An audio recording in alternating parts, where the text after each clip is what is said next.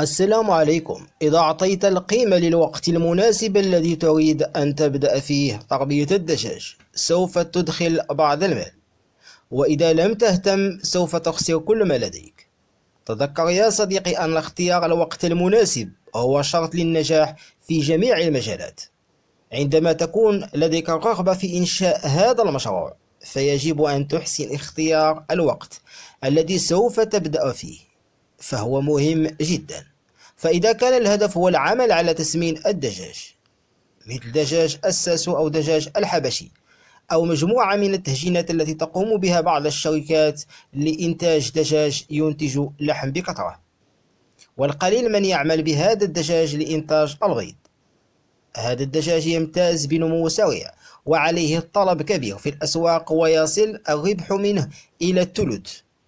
هناك الكثير من الأصدقاء يعملون على هذا المجال بشكل كبير، ولكن يجب أن تحسن اختيار الوقت الذي تريد أن تشتري الكتاكيت، لأن الوقت الذي يستغرقه هذا الدجاج من 3 أشهر إلى 4 أشهر يكون جاهزا لإخراجه إلى السوق، ويكون قد وصل إلى أزيد من 3 كيلوغرام عندما توفر له الشروط اللازمة.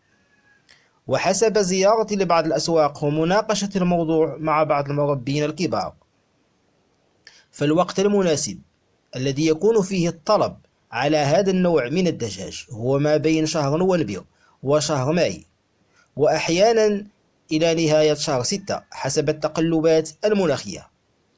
ولأن الهدف منه هو إنتاج اللحم، فلا يحتاج إلى تجربة كبيرة.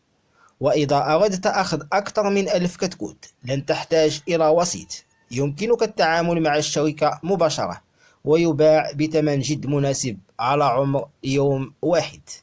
الأشياء المؤلمة هي عندما أجد في الأسواق الأسبوعية بعض الأصدقاء الذين تحمسوا واقتنوا كتاكيت التسمين واعتنوا بها حتى أصبحت جاهزة للاستهلاك، وأتوا بها إلى السوق، لكن كان الطلب شبه منعدم.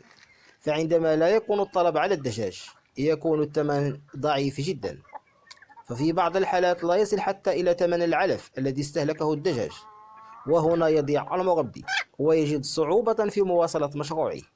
في مثل هذه الحالات الخطأ الذي ارتكبه هو أنه لم يقم بدراسة مسبقة للسوق حتى يعرف الأوقات التي يكون فيها الطلب على الاستهلاك اللحم. بعض الشهور من السنة لا يكون الطلب على الدجاج، لذلك يجب ألا تنتجه حتى لا تضيع في مجهودك.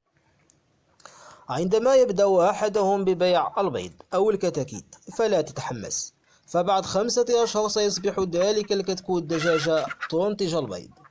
هنا يجب أن تعرف كم من شهر سوف تنتج بذلك القطيع قبل دخول فصل الصيف، فإذا دخل فصل الصيف حينها لن تبيع بالثمن الذي تتوقعه، ومن الصعب جدا أن تحصل حتى على الثمن الذي صرفته على ذلك القطيع.